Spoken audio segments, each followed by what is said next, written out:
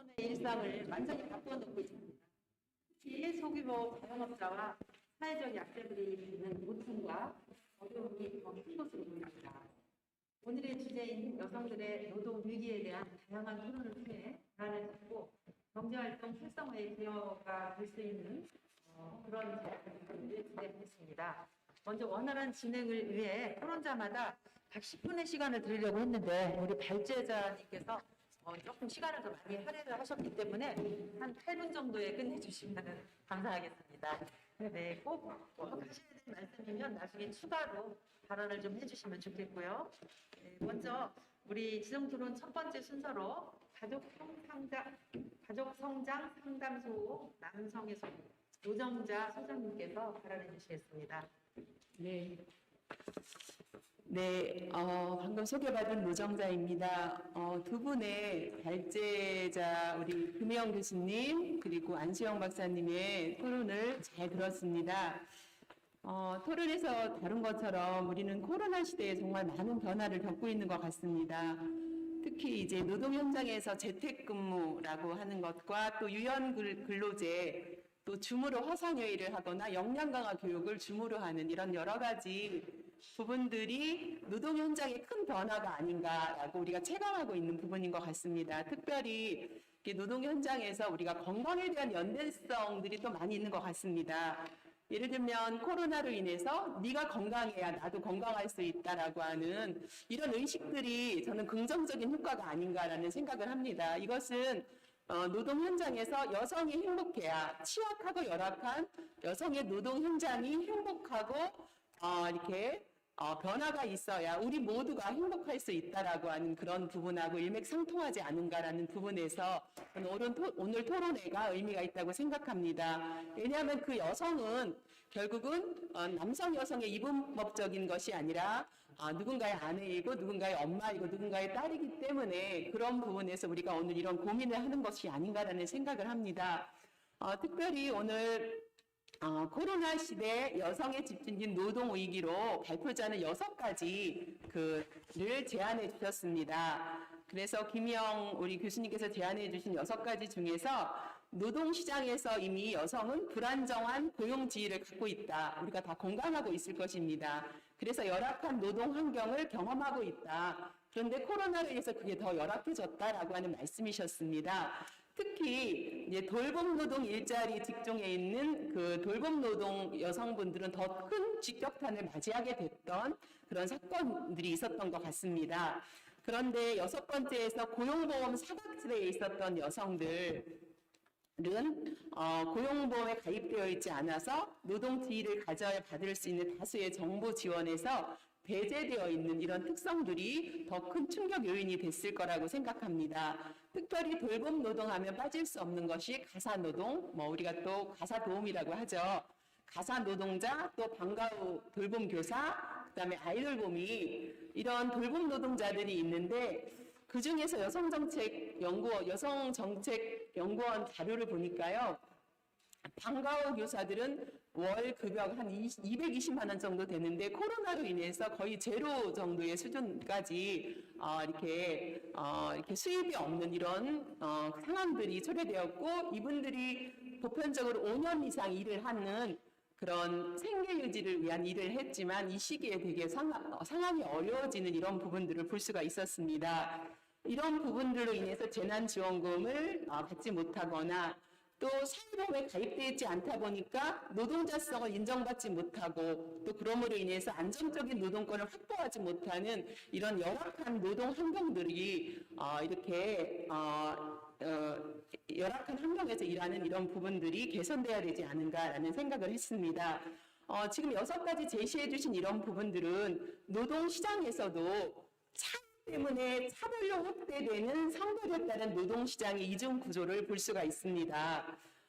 그래서 우리 보편적으로 여성들은 이런 차이 때문에 차별받는 것이 특히 어린 시절부터 익숙한 경우가 많습니다. 여성이기 때문에 가정에서도 또 소외를 되거나 대학을 갈 때도 보통 남성은 예전 같은 깡패를 소팔아서도 보냈는데 여성은 그런 부분이 제한을 받는 이런 것들이 태어나자마자 여성으로 태어났다는 이유로 그런 것들을 제한을 받는 차별, 불평등 이런 것들을 많이 경험하면서 학교를 가고 사회에 나왔는데 노동 현장에 나가보니까 노동 현장에서도 이런 불평등한 요소들이 많이 생기는 거에 익숙해 있었지만 이런 의식을 갖고 있는 여성들이 이런 불평등을 제한하면서 이제 사회는 변화되고 있는 그런 과도기 속에 있는 것 같습니다. 그래서 여성이라는 이런 성 차이로 노동 현장에서 겪게 되는 이런 성 불평등으로 인해서 이런 현상들은 코로나 이전에 있었던 여성의 성 차이로 있었던 본질적인 부분이고 좀 더 약화되었다라고 이렇게 저는 생각을 하게 됩니다. 그래서 노동 현장에서 지금 우리 정책관님이 정말 끝까지 자리를 지키고 이렇게 앉아서 그 주무부서이신데 이렇게 계시잖아요. 저는 너무 감사하다는 생각이 드는 거예요. 사실은 이 정책을 시행하시고 이 정책 계획을 세우시는 정책관님이 듣고 계시다는 것 자체가 힘이 됩니다. 그래서 결국은 우리가 이런 불평등한 것들을 노동 현장에서 개선해야 되는데 개선하려면 뭐가 변화돼야 되는가라는 부분에서 저는 양성평등이 노동 현장에서 실현되면 된다고 생각합니다. 예, 그래서 저는 토론자론을 나왔지만 한 20여 년 정도 여성폭력 피해자를 지원하는 일을 현장에서 지금 하고 있습니다. 가정폭력 상담소장으로 일하고 있습니다. 제가 만난 가정폭력 피해자들은 거의 다 여성이에요. 90% 이상들이 여성이고 그들은 빈곤합니다. 빈곤하면은 이들이 사각지대에서 폭력의 재발을 계속 악순환의 고리를 갖고 오게 됐는데 한두 번이 아니에요. 계속 맞물려 있는 것들을 보게 됩니다. 최근에 만난 여성은요. 20대 후반에 직장 생활을 하다가 아까 안세영 박사님 얘기한 것처럼 경력단절 여성이 됐어요. 육아 문제로 가장 많이 경력단절을 한다고 그랬잖아요. 경력단절 여성에 대해서 아이 둘을 키우다가 가정폭력이 일어났어요. 그래서 생명을 이렇게 울기를 느끼니까 집을 나왔는데 돈 5만 원 가지고 집을 나왔습니다. 5만 원 갖고 집을 나왔는데 막상 나오니까 갈 곳이 없는 거예요. 일을 해야 되는데 일자리가 없어요. 경력 단절이 오래되다 보니까. 단순 노동을 찾을 수밖에 없습니다. 그래서 이 여성이 집을 나와서 찾은 일자리가 뭔지 아세요? 무엇이었을까요? 여성들이 경력 단절이 오래된 상태에서 일을 해야 생계 유지를 하는데 찾을 수 있는 게 가장 접근하기 쉬운 게 노래방 도우미였습니다. 원치 않았지만 노래방 도우미로 일을 하면서 생계 유지를 하고 또 그 이후에 거기서 벗어나고 싶어서 정보를 구해서 찾아간 곳이 뭐냐면 고속도로 휴게소에서 숙식 제공하는 일을 하면서 이분이 원하는 목표는 뭐냐면 방 한 칼 얻을 집을 마련하는 거였습니다. 그래서 목돈을 마련한다는 게 너무 힘겨웠습니다. 고단하고 열악한 노동 현장에서 그곳에서 여성폭력 피해자가 돼서 저를 만나게 되었습니다. 저는 이 여성을 만나면서 여성에게 가장 필요한 것은 뭐냐면 일이구나. 안정된 일이 정말 필요하구나. 그래서 폭력에서 이 사람이 벗어나게 해주는 것은 고용 불안정을 안정된 일을 통해서 안정화를 시키고 이들이 빈곤에서 벗어날 수 있을 때 악순환이 끊어지는구나. 이런 생각들을 하면서 제가 제안하고 싶은 첫 번째는 노동 현장에서 여성의 고용 불안정은 여성의 빈곤화 또 여성 폭력의 악순환을 갖고 온다라고 하는 이 고리를 끊는 것이 참 중요하다는 생각을 하게 되었습니다.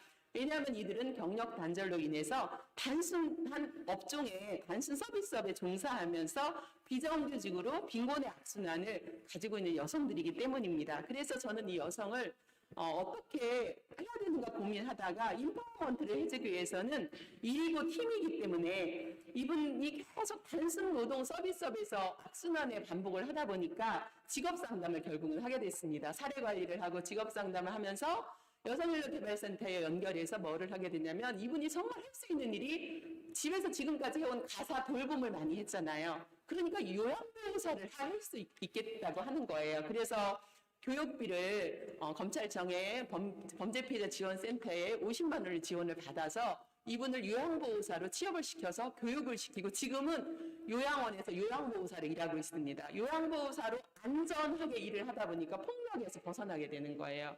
그리고 힘이 생기는 이런 것들을 통해서 지금 발표자들께서 말씀하신 그런 사례들이 노동 현장에서 이렇게 일어나고 있는 것들을 볼 수가 있습니다. 그래서 아까 발표자들께서 말씀하신 것처럼 남성은 정규직이 73.7%고 여성은 58.5% 정도 된다라고 말씀하셨는데 이런 비정규직 단순 서비스업이라는 것은 고용 불안정을 가져오고 이것은 여성의 빈곤화와 폭력 폭력이 악순환을 가져온다. 그래서 노동 현장에서 고용이 안정화돼야 된다. 이 취약계층의 여성들에게 하는 것을 첫 번째로 말씀드리고 싶고요. 두 번째는 성인지 관점에서 일자리 정책에 성인지 기획이 필요하다. 우리 아까 안세영 박사님 말씀하신데 정말 공감합니다. 우리가 성인지 관점이라고 하는 것은 각종 제도나 정책에 있어서 특정한 성에 유리한지 불리한지 또 성역할 고정관념이 그 정책에 개입되어 있는지 이것을 검토하는 관점이 성인지 관점이지 않습니까? 그래서 우리가 젠더에 따라서 노동시장의 지형이 다르다라고 하는 이런 부분에서 성역할 고정관념이 노동시장에 개입되어 있는지 그래서 그 성역할 고정관념이 많은 지역에서는 성희롱 사건들이 계속 반복적으로 일어나고 그러면서 고용 불안정을 갖고 오고 또 악순환을 반복하는 조직 문화에 어려움을 갖고 오는 것을 우리가 많이 보지 않습니까?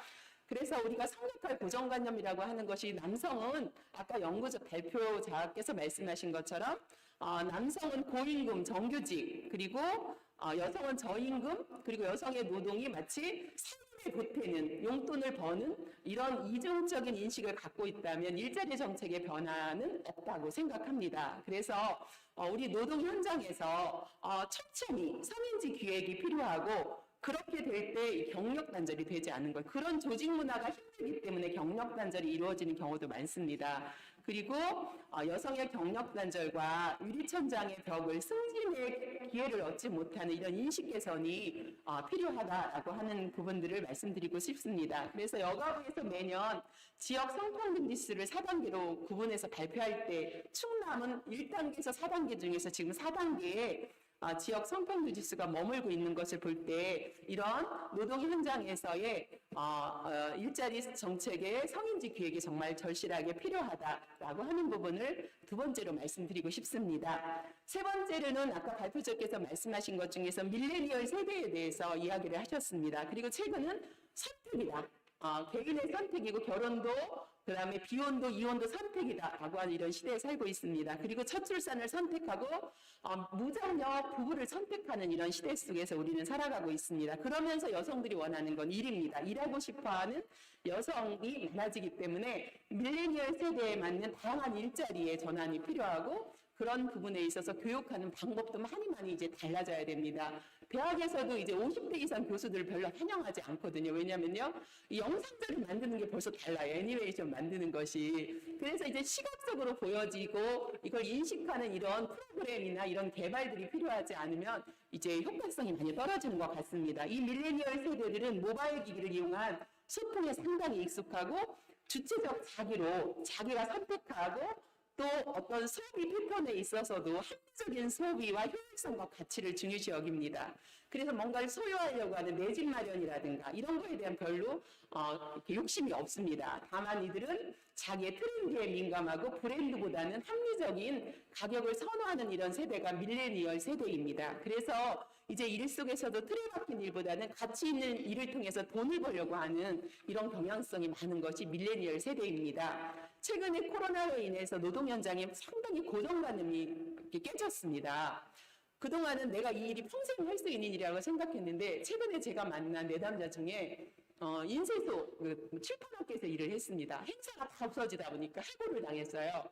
그러다 보니까 일을 못하게 되니까 이 사람이 되게 충격을 받은 거예요. 내가 이렇게 살다가는 나중에 참 아무것도 못하겠구나 생각하고 이 사람이 창업을 꿈꾸게 되었습니다. 여성 창업을 꿈꾸게 됐는데 내가 잘하는 게 뭐지? 이렇게 생각하면서 이 사람이 찾아낸 것이 뭐냐면 공방에 다녀서 디저트 카페를 하고 싶다는 거예요. 디저트를 배우고 또 원잡이 아니고 투잡, 쓰리잡이에요.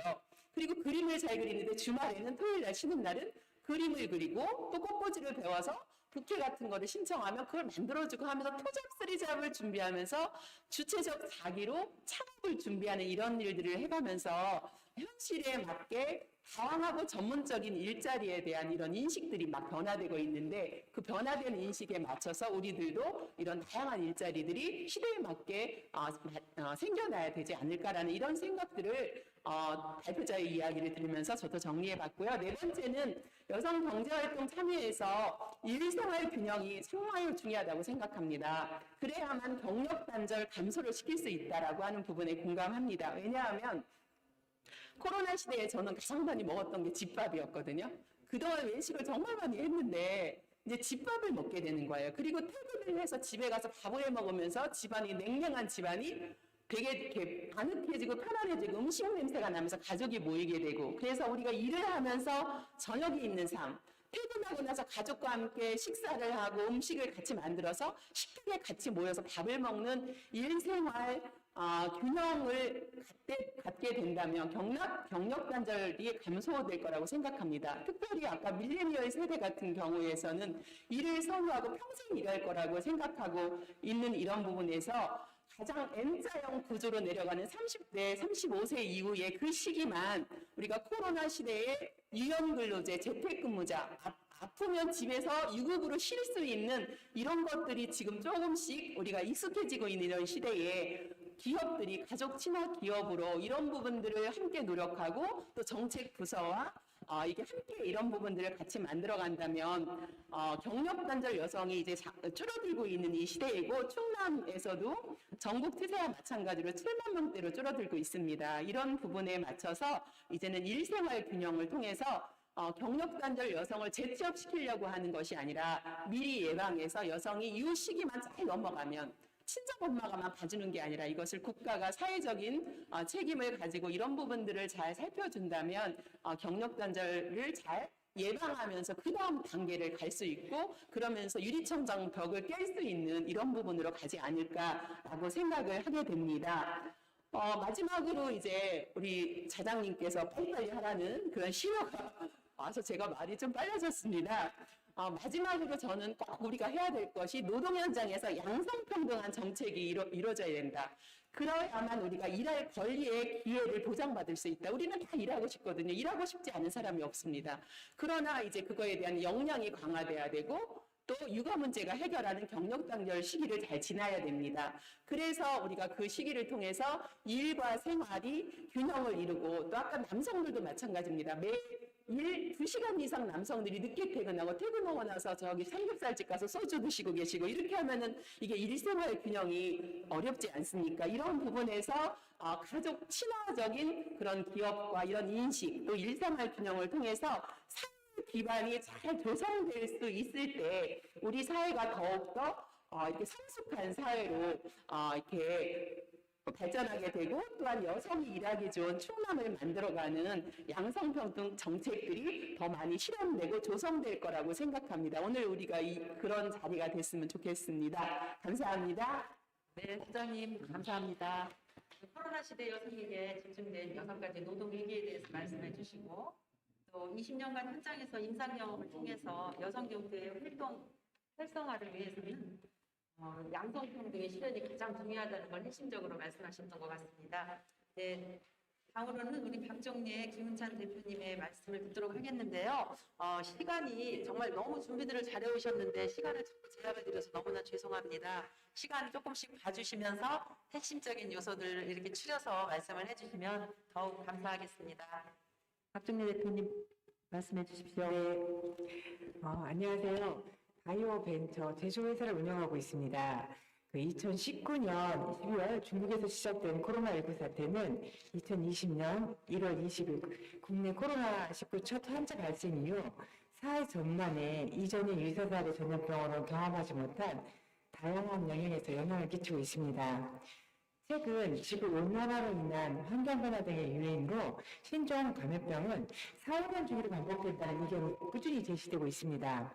코로나19의 경험은 최근 10년 정도의 기간 동안 국내에서 유행한 다른 어떠한 감염병과는 비교할 수 없는 경험을 하게 했죠. 이에 코로나19 사태의 경험은 단지 경험 자체만이 의미보다는 그것이 가져온 경제활동, 특히 여성경제활동 위협의 정책 대응 변화에 대한 기회로 삼을 필요성을 가져왔습니다. 이에 코로나 시대의 여성경제활동에 대한 다양한 문제점을 좀 살펴보고 어떻게 대처해야 하는지 하는 방안을 좀 모색해 보고 싶었습니다. 코로나 바이러스는 성별을 가리지 않고 있으나 면역력에 취약한 계층에 더욱 치명적입니다. 코로나 사태가 경제활동에 미친 충격도 영세, 자영업자, 비정규직, 노년층 등 고용 취약계층에 더욱 치명적으로 드러났는데, 일자리 위기가 여성에게 더욱 심각하게 나타나는 것은 여성이 한국 노동시장에서 아직도 고용 취약계층의 대표적인 얼굴이기 때문이 아닐까 합니다. 여성 경제활동을 보면 여성 취업자는 지난 몇 년간 내내 남성 증가분을 상회했으나 코로나 사태가 본격화된 올해 2월과 3월 사이에는 급격한 감소로 이어졌습니다. 여성 취업자는 2월에는 전년 대비 33만 명 증가했으나 3월에는 11만 5천 명이 감소하였죠. 물론 같은 기간 남성 취업자도 16만 2천 명 증가했다가 8만 1천 명으로 감소하긴 했습니다. 여성 취업자가 크게 감소한 부분은 주로 숙박, 음식업, 서비스업, 도소매업 순이었는데 이러한 이유는 이 부분에 여성 비정규직이 많이 종사하기 때문이라고 생각됩니다. 코로나19로 인한 사회적 거리두기는 대면 접촉이 많은 산업이 거의 붕괴 수준에 이를 정도로 침체되었고 이로 인해 고용 불안 확대, 특정 사업에 높은 취업 집중도를 보이는 여성 근로자들은 구조적으로 경기 변동 등 외부 환경에 의해 고용이 취약해질 수밖에 없었던 거죠. 특히 적게 업무가 많고 아르바이트에 집중된 고용 불안정성 높은 20대 여성의 경우는 고용 불안이 아주 심각한 수준이었습니다. 코로나19 등 사회적 위기시 높은 고용 불안 안정성으로 인해 경기 침체에 따른 실업은 여성에 집중되는 경향이 높습니다. 코로나19 확대에 따른 외식산업 성장이 저하되고 원격 소비 문화가 확대되면서 여성들의 일자리는 줄어들었고 4차 산업혁명 가속화로 인한 코로나19 관련 사회 변화는 여성이 다수 종사하는 산업 분야에 고용 확대 가능성이 아주 낮아졌습니다. 또한 좁은 공간에서 밀집되어 있는 컨택센터의 근로 환경은 감염병에 상당히 취약하나 대응 방안에 대한 효과성은 상당히 낮고 대면 업무, 사회복지 돌봄 분야를 말하는 거죠. 여성분들이 대부분으로 감염병에 취약한 근로 환경에 노출되어 있지만 예방 교육 및 대응 매뉴얼 등은 부재적인 상황입니다. 여성 가정과 사회에서 돌봄 역할을 담당함에 따라 지역 내 감염병 파악 및 아동, 노인 등 재난, 취약계층을 보호하는 역할 수행이 가능하지만 정책적으로 준비가 부족한 상황입니다. 그리고 직업교육 훈련 또한 좁은 공간에 밀집되어 진행됨에 따라 감염병에 취약해서 코로나에 따른 사회적 거리두기로 직업교육 훈련 역시 중단할 수밖에 없는 상황이었죠. 사회적 거리두기 기간 중 여성 인력개발센터, 여성 새로 일하기 센터, 여성 창업지원센터 등 대부분 교육기관에서 교육이 잠정적으로 중단되어 있었습니다. 그럼 어떻게 해야 할까요? 여성 노동자의 특정 사업에 대한 취업 집중 정도를 낮춰 외부 환경에 취약한 여성 고용 구조를 개선해야 된다고 생각합니다. 또한 여성 취업이 저조한 제조업, 전문, 과학 및 기술 서비스업 등 코로나19 이후 새로운 산업 구조 재편 시 직종을 발굴하고 인력 양성을 통해 다양한 산업으로 취업을 확대해야 하죠. 4차 산업혁명과 관련성이 높은 향후 고용 창출 가능성이 높고 고용 안정성이 높은 직종이 많이 있습니다. 이 중 여성의 진출이 저조한 STEM, 과학이나 기술, 공학, 수학, 산업 분야로 여성 취업이 확대되어야 한다고 생각합니다. STEM 리더십 센터 운영을 통해 STEM 산업 분야 동력 단절 여성의 효과적인 취업 및 창업을 지원해서 노동시장 복귀를 지원해야 한다고 생각합니다. 저희 기운참의 경우 부서연구소 인원이 100% 여성입니다. 물론 가끔 성평등이 유지된다는 그런 지적을 듣기도 합니다. 하지만 남성들보다 여성들이 더 취업하기 어려운 분야에서 여성들도 남성들 못지않게 잘할 수 있다는 것을 보여주고 싶었습니다. 저도 여성이니까요. 그런 이야기 들어보셨을 겁니다. 여자 나이 50이 넘으면 마트에서 패션도 안 써준다고. 그래서 더욱 여성들도 과학적인 분야들, STEM 분야에서 취업을 확대하고 결혼과 육아로 단절되었던 경력을 살려야 한다는 생각입니다. 컨택센터의 경우도 재택 근무 활성화를 통해 밀집 근무 환경을 해소하고 감염 예방 매뉴얼을 보급하고 돌봄 종사자 대상 감염병 등 재난 대비에 대한 교육을 확대해서 감염병 등 재난 시 취약계층 보호 역할을 수행할 수 있도록 사전 교육시키고 유사 사례 발생 시 마스크 등 필요 정보를 지원하면 이번 코로나19 사태처럼 급격한 고용 불안은 오지 않을 거라고 생각됩니다. 코로나19 유사 사례 대응을 위한 하이브리드형 직업 훈련 교육 시스템을 구축하고 4차 산업혁명 대비 여성 인력센터 개발을 훈련 인프라를 구축하면 여성 경제 활동 영역이 더 공고해질 거라고 생각됩니다.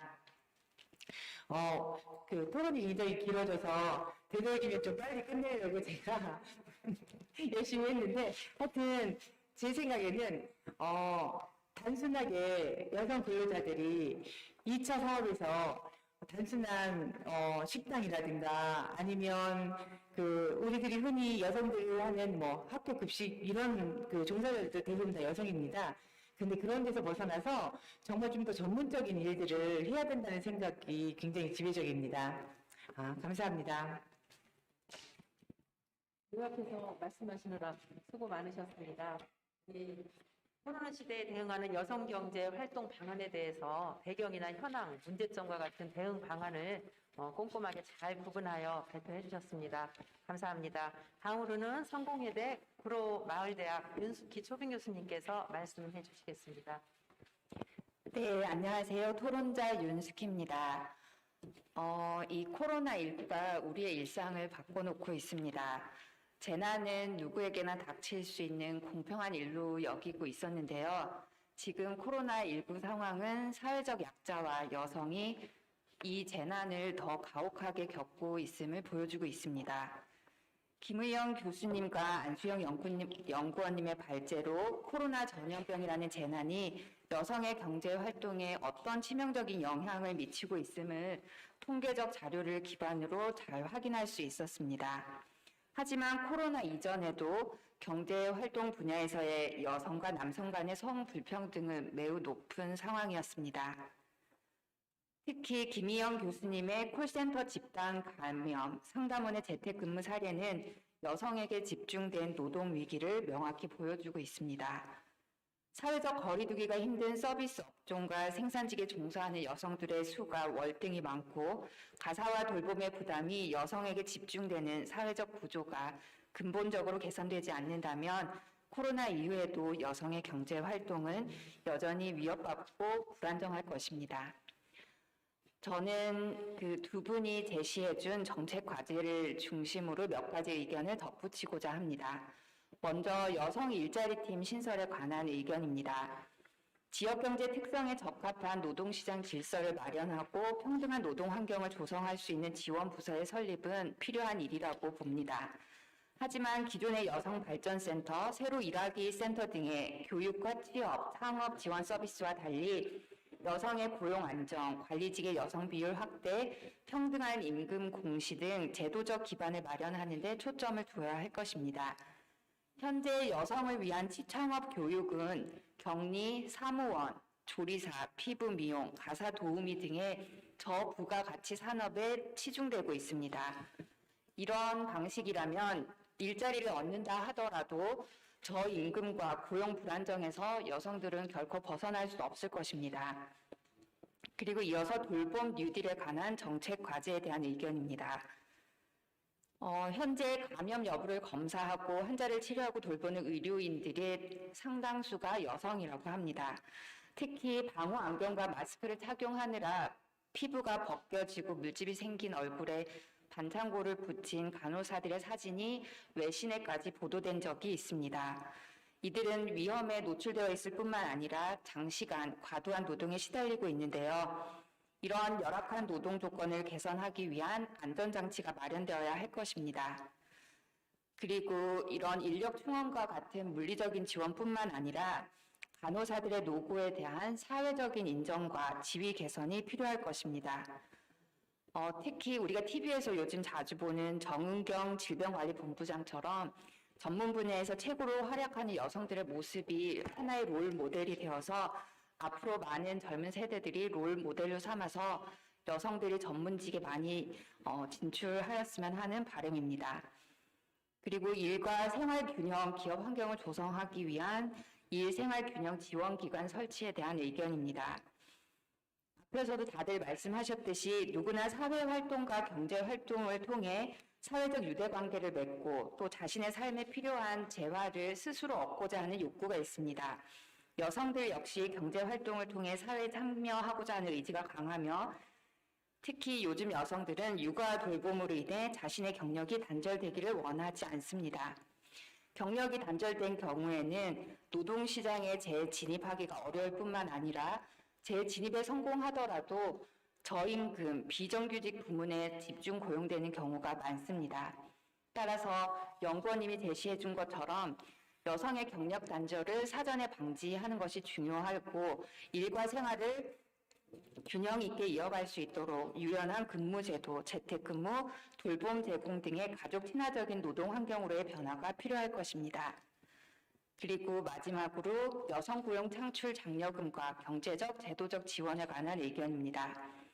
정부는 내년도 일자리 사업 예산으로 30조 원 이상을 편성해 일자리를 확충하고자 노력하고 있습니다. 하지만 민간 기업 다수가 공채를 줄이고 인원을 감축하는 상황이고 지금 우리에게 필요한 것이 그런 돈을 지원해서 일자리를 늘리는 것도 중요하지만 일의 질, 양질의 일자리를 많이 만들어내고 여성들이 경제활동을 유지하면서도 육아와 돌봄 등의 가정 생활을 영위할 수 있는 노동 환경과 사회적 분위기를 먼저 조성해야 할 것입니다. 무엇보다 일과 삶을 누릴 수 있는 인간의 최소 권리가 보장될 수 있는 사회적 보장 제도가 필요하며 남성 중심 일자리 정책에서 미취업 또는 경력 단절 여성을 포괄하는 정책으로 개선해야 할 것입니다. 재난지원금에 대한 얘기가 많았는데요. 이런 여성 고용 창출 장려금과 같이 실직한 여성들이 생계와 돌봄에 염려 없이 자기 개발과 구직 활동에 온전히 집중할 수 있도록 경제적인 지원 제도가 마련된다면 여성의 재취업을 촉진하는 제도가 될 것입니다. 저는 협동조합과 사회적 가치를 공부하는 사람으로서 마지막으로 코로나 이후에 여성들이 진출할 수 있는 활성화 방안으로 사회적 경제를 제안합니다. 코로나 위기는 지역 경제와 지역 활성화에 대한 중요성을 부각시키고 있습니다. 사회적 경제는 마을 기업, 협동조합, 사회적 기업 등이 있는데요. 이들은 지역에 기반하고 있고 또 구성원 모두가 의사결정권을 가지고 구성원의 필요와 욕구에 맞게 사업의 형태와 노동 조건을 설계할 수 있다는 특징을 가지고 있습니다. 이런 점에서 사회적 경제 분야는 여성들이 진출할 수 있는 경제 활동에 적합한 분야가 아닐까 생각합니다. 코로나가 언제 종식될지 모르고 앞으로도 이런 위기는 반복될 것이라고 예상하고 있습니다. 코로나19는 무분별하게 성장을 추구하던 우리 사회에 잠시 멈춤이라는 버튼을 누른 것이 아닐까 생각됩니다. 사람과 자연이 공존하고 안전하고 지속 가능한 사회를 만들기 위한 이런 토론의 장을 마련해줘서 감사드리고 이런 토론의 장이 많이 마련되고 이것이 정책과 제도에 반영되기를 바랍니다. 감사합니다. 네, 수고 많으셨습니다. 코로나19로 더 취약해진 여성 경제 활동을 위한 정책 제안과 지속 가능한 삶을 위한 사회적 경제로 여성들이 참여할 것을 제안해 주셨습니다. 다음으로는 최재관 교수님의 말씀을 듣도록 하겠는데요. 잠시 안내 말씀을 좀 드리겠습니다. 지금 여기에 현장에 나와 계시는 분들은 소수의 인원이고요. 온라인으로 지금 많이 같이 참여를 하고 계셔요. 근데 그분들이 지금 질문이 들어오고 있습니다. 그런데 질문을 이렇게 그 뒤에 계시는 관계자분들께서는 한 두세 분 정도의 그 질문이나 제안을 좀 따로 메모를 하셔서 저한테 전달을 해주시면 제가 그걸 답변을 드릴 수 있도록 우리 발제자님들께 전달을 하도록 하겠습니다. 네, 최재곤 교수님 말씀해 주시기 바랍니다. 네, 토론자로 최재권입니다. 오늘 토론에 참여할 수 있도록 기회를 주신 것에 저는 감사를 드리고요. 이 포럼은 충남도가 여성의 사회 참여를 확대하기 위해 정책 지원 사업을 열리는 것으로 알고 있습니다. 특별히 오늘 포럼에서는 코로나19에 대한 질병위기가 여성의 경제활동 분야에서 어떤 사회 문제를 일으키고 있는지 그 해결 방안을 무엇인지 찾아본다는 데서 큰 의미가 있다고 생각합니다. 지금까지 우리 사회의 성장을 떠받쳐온 여성의 노동이 아직도 임금, 승진 등에서 차별적으로 적용되고 가사노동이 제대로 인정받지 못하는 현실에서 오늘의 포럼은 각별하다고 생각합니다. 발제해 주신 김희용 교수님과 안수영 박사님의 제안이 충남의 정책으로 실행되기를 기대합니다. 안수영 박사께서 발제문에서 인용한 세계경제포럼의 성격차지수를 보면 조사에 참여한 153개국 중 한국은 108위에 머물고 있습니다. 경제활동 참여와 기회는 127위로 전체 등위보다도 오히려 떨어집니다. 특히 주목되는 것은 경제활동 세부 지표입니다. 이중 노동지위는 0.108점으로 142이고 동일 노동임금 평균은 0.551점으로 119이라는 겁니다. 두 세부 지표는 상관적 관계가 있으니까 하나가 개선되면 같이 개선될 수 있는 지표이기도 할 것입니다. 이들 지표는 국가 내에서도 지역 간 차이가 있습니다. 대부분의 분야에서 100위권 아래에 있지만 건강과 생존 분야에서 한국이 0.98점으로 1위를 했다고 하는 것은 위로를 좀 받지만 한편 이 고령화 사회가 던져주는 큰 사회 문제가 야기하는 거 아닐까 하는 우려도 감출 수가 없습니다. 2019년 현재 한국여성정책연구원의 성인지 통계 시스템을 보면 지역 성평등 지수 시정치에서 16개 시도 중 충남도는 지표를 구성하는 8개 분야에서 경제활동과 가족이 7위, 문화와 정보 10위, 의사결정 11위, 교육직업훈련과 보건안전은 13위에 불과합니다. 복지는 15위로 16개 시도 중에 최하위권에 위치하고 있다고 볼 수 있습니다. 충청남도의 여성정책 방향을 제시하는 지표라고 할 수 있겠습니다. 오늘 포럼이 여성의 경제활동에 맞춰져 있지만 여성의 사회 참여에 관해 잠깐 살펴보려고 합니다. 얼마 전 있었던 충남 청년 멘토 지원 사업에서 여성 참정권에 관해 말할 기회가 있었습니다. 잘 알려진 바와 같이 여성에게 투표권을 인정한 것은 뉴질랜드가 처음이고 1893년입니다. 뒤이어 호주가 1902년이었고요. 핀란드가 1906년이었습니다. 미국이 여성의 투표권을 인정한 것은 꼭 100년 전인 1920년이었고요. 영국, 일본은 1945년, 우리나라가 48년이었습니다. 멀지 않았던 거죠. 1789년 인간과 시민의 권리 선언을 이끌어냈던 프랑스는 혁명이 난 지 157년이 지난 1946년에야 비로소 여성이 투표를 할 수 있게 되었습니다. 놀랍게도 스위스는 1971년에 가서야 또 쿠웨이트는 2005년이 되어서야 여성이 투표를 할 수 있게 제도화되었습니다. 2016년에 개봉한 영화 히든 피겨스가 생각납니다. 당시 미국 사회에 극심했던 인종과 성차별에 돌아지 않고 백인 남성과 슈퍼컴퓨터가 해내지 못했던 우주궤도 비행 수학 공식을 찾아낸 여성들의 환하게웃던 얼굴이 떠오릅니다. 아직도 세계 곳곳에서는 인종차별과 성차별이 공공연히 자행되고 있고요.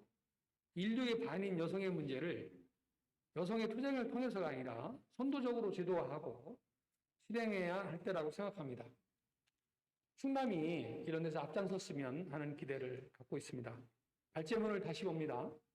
여성의 진입장벽, 경력 단절, 유리천장 등 우리 사회 전체가 개선해야 할 과제와 함께 충남의 여성 관리직 비율, 경제활동 참가율, 일 생활 수준 등 16개 시도에 비교했을 때 뒤처져 있는 지표에 대해서는 보다 적극적인 정책 개발이 필요하고 전문화된 민간의 역량을 도정에 참여시킬 수 있도록 통로를 확대해야 된다고 생각합니다. 코로나 시대에 대응하는 과제로 안수영 박사께서 제시한 여성 일자리팀 신설, 일자리 기관 훈련 프로그램과 서비스 전환, 일시 휴직자, 실업자의 이전직 경로 확대, 여성 의료 인력 양성 확대, 플랫폼 노동 비대면 접촉, 여성 노동 환경 개선 및 필수 대면 접촉 노동의 지급 안정성 및 위상 제고, 국내 중심 물류 관련 여성 인력 양성 및 진출 지원 등 사회적 재구성을 위한 돌봄 뉴딜 등을 제시한 김희영 교수님의 제안 등이 우리 충남 여성정책에 잘 반영되었으면 좋겠습니다. 덧붙여 자원봉사나 사회서비스, 교육서비스 및 시민사회 등의 공익적 분야에서 활동하는 수많은 여성 공익활동가들의 공익적 가치를 인정하고 공익형 일자리를 확대 시행할 것을 제안합니다. 또한 사회보험에 가입하지 못하고 비영리 조직에서 활동하는 여성 활동가들의 경력을 공공부문에서 먼저 제도적으로 인정할 수 있기를 기대합니다. 다른 곳에서 하면 따라하는 것이 아니라 충남에서 먼저 선도적으로 이런 정책들이 시행되기를 기대하고 제안하는 것으로 토론을 발음합니다.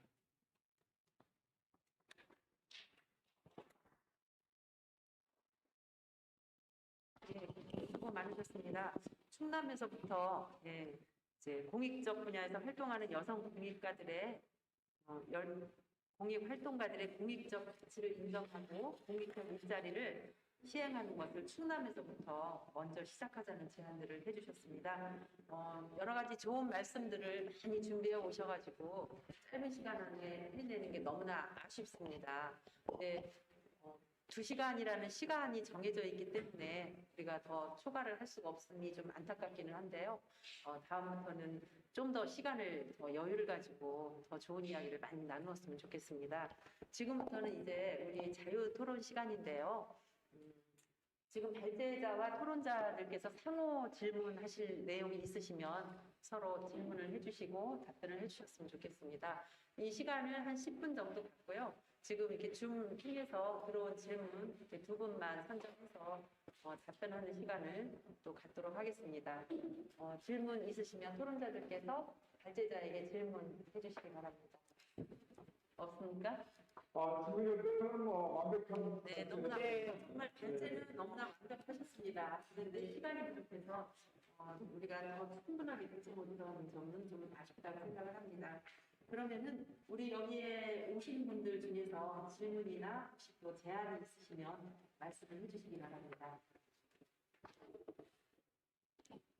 없으십니까? 네. 우리 관계자님들 두분 자료 이렇게 데이터 하나 하셔서 관계 잘 주셨는데 너무 안 되는 부분만 보시는 것 같아요.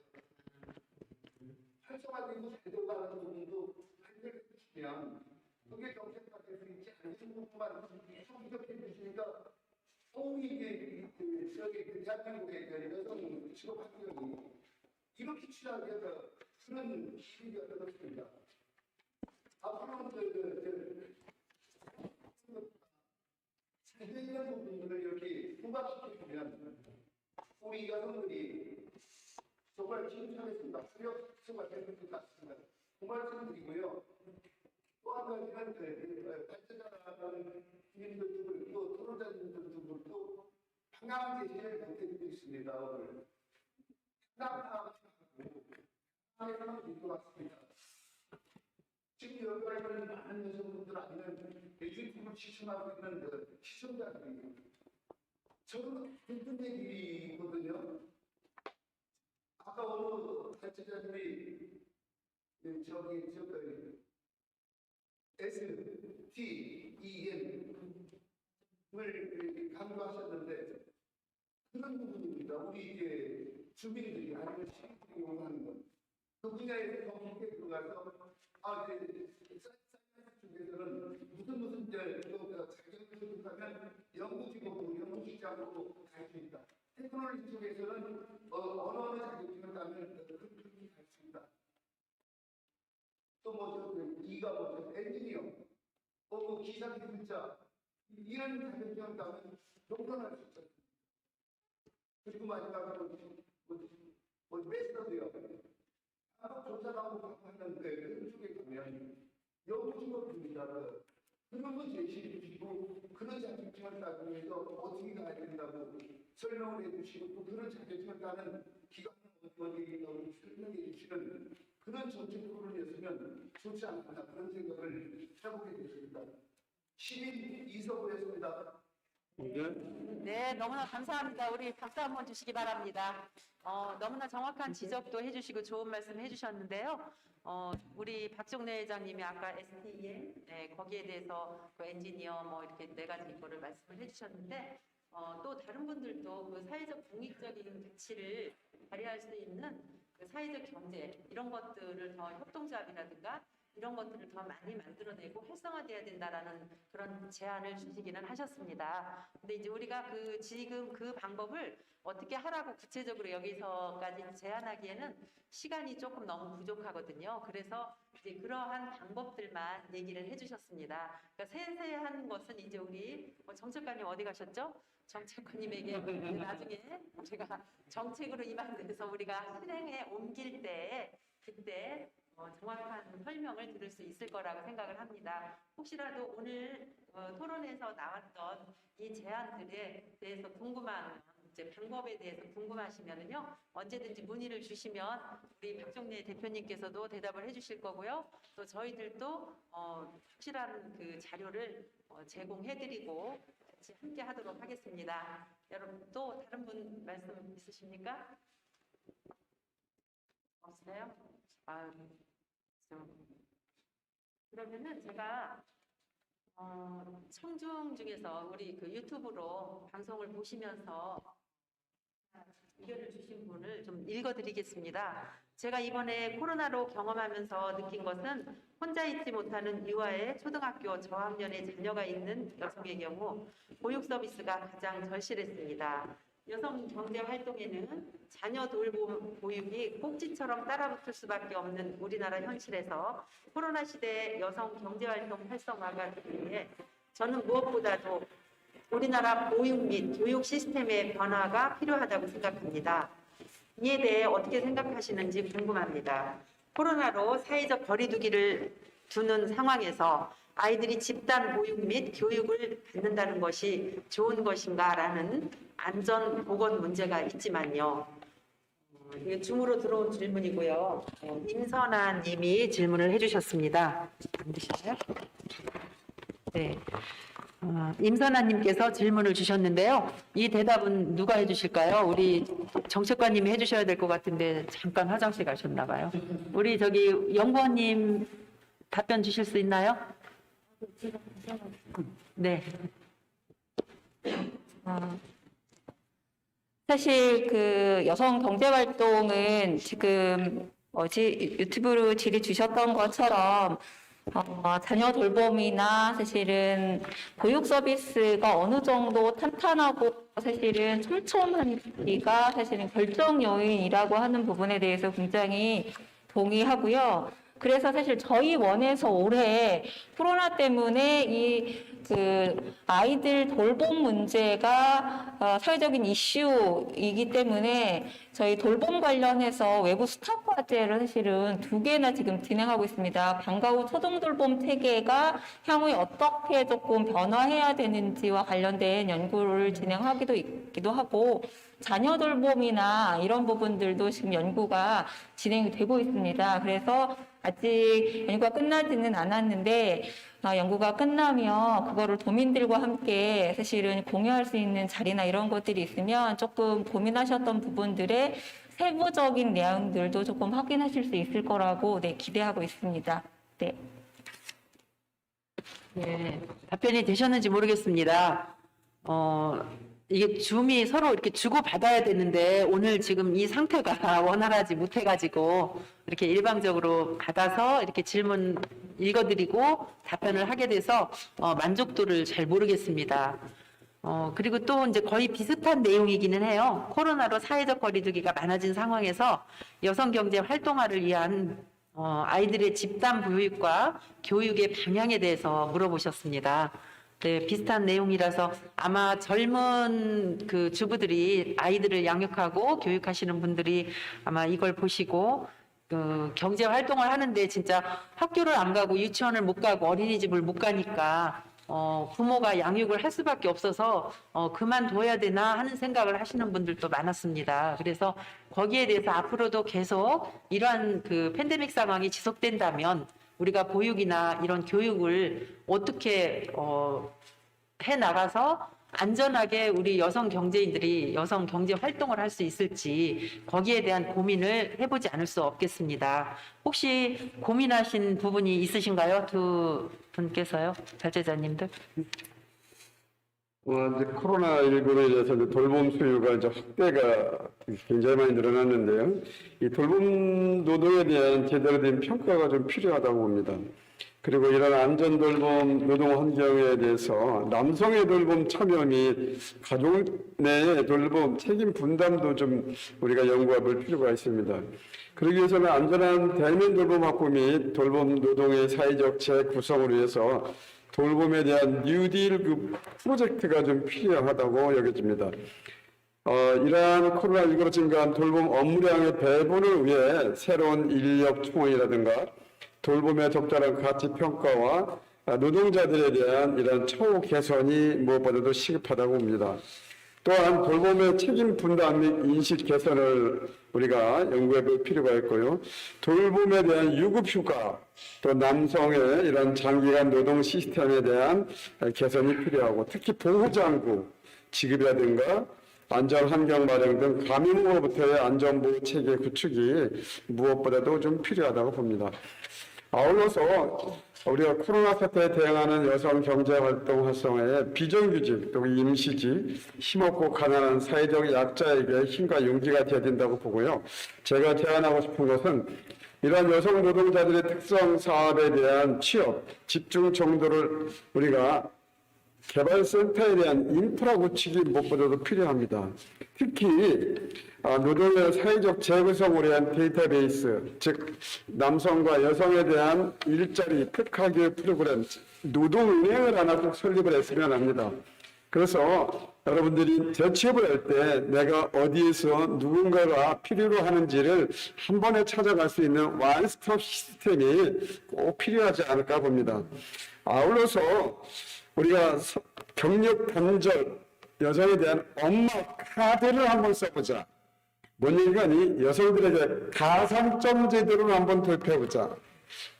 즉 공기업이나 국영기업, 공공기관에 대해서 일정 비율의 여성들의 우선 재취업권을 좀 줘보자 하는 얘기가 되겠습니다.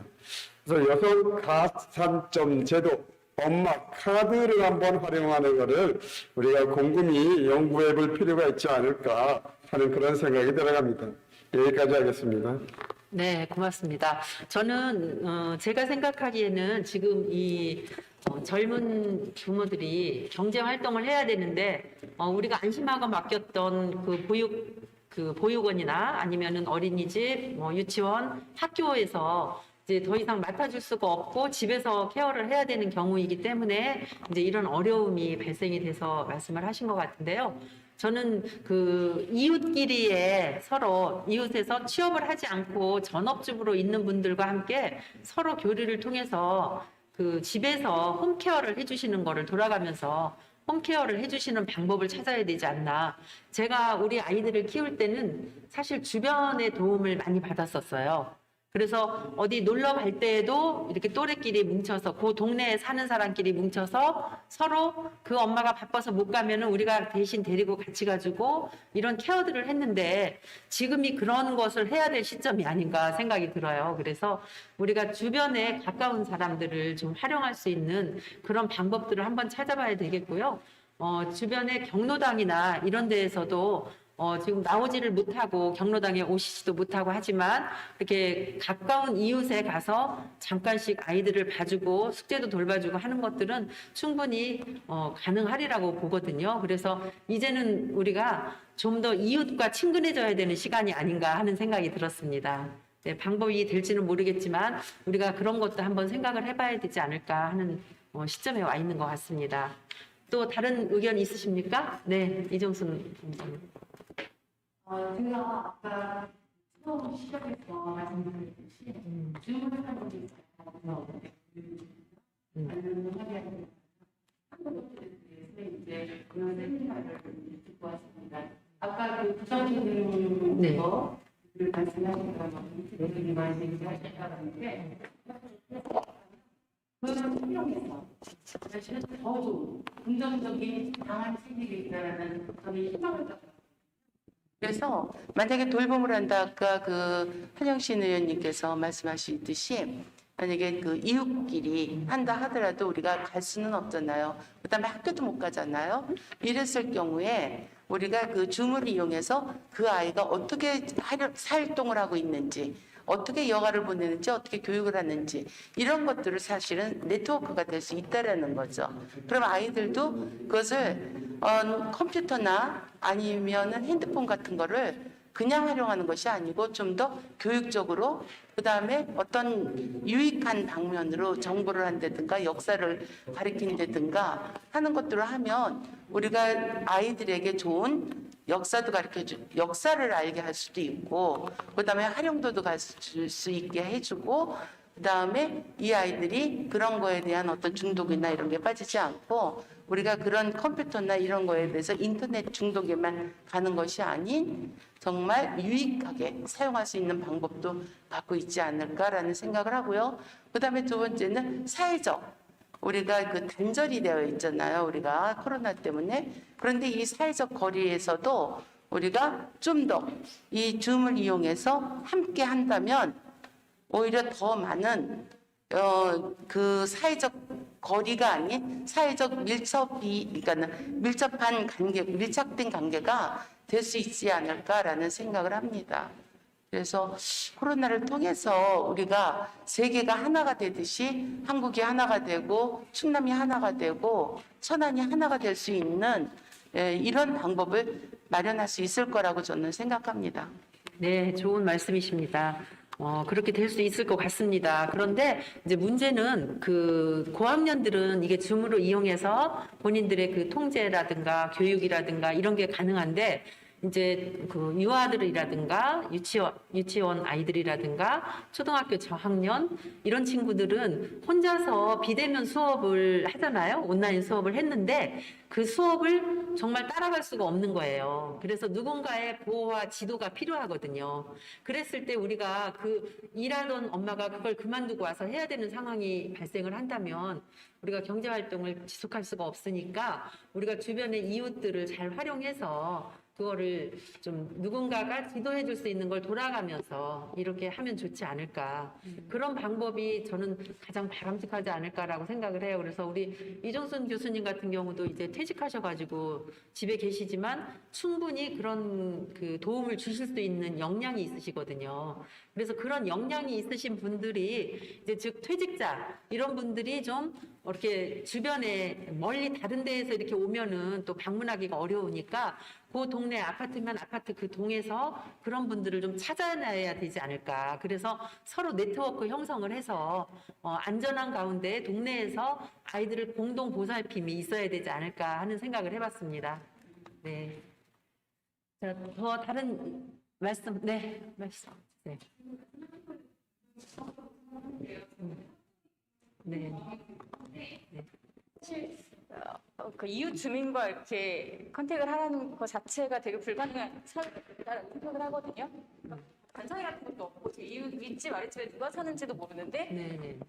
사실 학습지 선생님 매일 보는 선생님도 신뢰하지 못해서 막 CCTV를 많이 하는 상황에 모르는 분이 와서 하는 것도 말이 안 되고 그 학습을 지도한다라고 한다면 사실 학부모인 저도 보면 이거 어떻게 설명하지 하는 게 많거든요. 그러니까 아이들이 물음에 답해줄 수 있는 사람들을 만나기도 굉장히 어렵다라는 생각을 좀 했어요. 그래서 그리고 결국은 사회 구조적으로 해결하는 게 아니라 개인적으로 해결하라는 말처럼 들려서 굉장히 좀 불편하다고 해야 되나?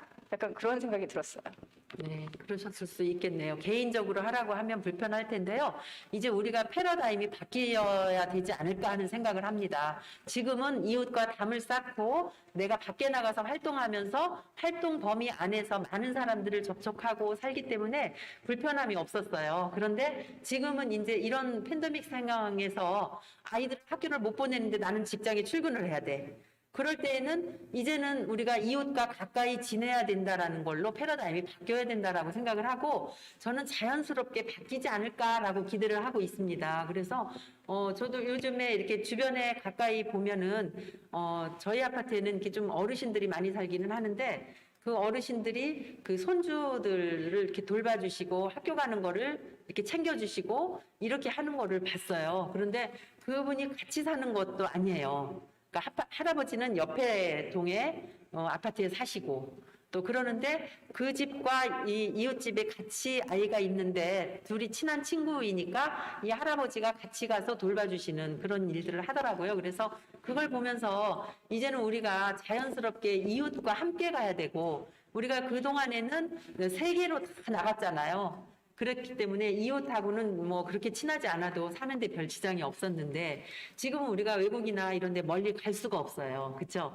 갈 수가 없는데 그런 상황이 발생이 된다면 당연히 우리가 살고 있는 바운더리 안에서 이걸 해결해 나가야 되는 거라고 생각을 해요. 그래서 그러려고 한다면 우리가 이제 새롭게 이웃과의 관계를 정립하고 만들어 나가야 되지 않을까 하는 그런 생각이 듭니다. 또 있으십니까?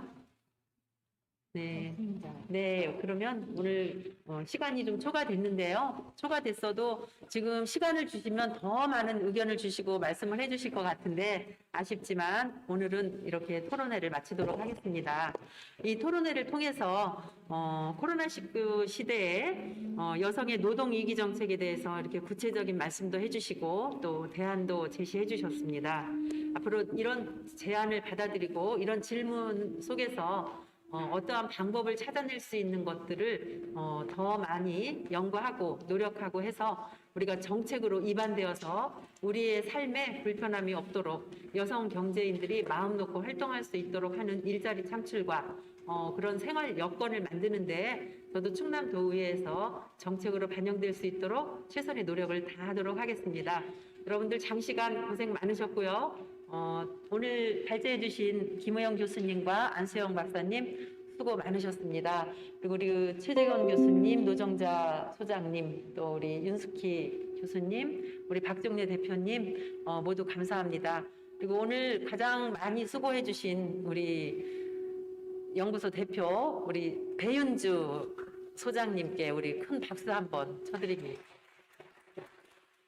네, 이런 좋은 자리를 이제 더 자주 만들어서 우리가 소통하고 서로 같이 우리가 꼭 필요한 제안들은 만나서 소통을 해야 되는 거라고 생각을 해요. 그래서 이러한 기회들을 좀 더 많이 가질 수 있도록 저도 노력을 하도록 하겠습니다. 여러분 장시간 동안 수고 많으셨습니다. 감사합니다. 네, 코로나 이후로 모든 것이 많이 달라진 상황에서 저희들도 실험적으로 온오프라인에서 함께 할 애를 썼는데요. 모든 것이 미숙하고 좀 실수하는 것도 있지만 새로운 시도를 해봤다는 것에 점을 찍으면서 오늘 4시간 고생해주신 발제자분들, 그리고 자장민, 그리고 토론자분들께 진심으로 감사드리고요. 긴 시간 저희들과 함께 해주신 우리 참석자님들에게 감사 말씀드리겠습니다. 바쁘신 와중에서도 참석해주신 여러분들께 다시 한번 감사 말씀드리고요. 가시는 길에 조심히 잘 돌아가시길 바랍니다. 감사합니다.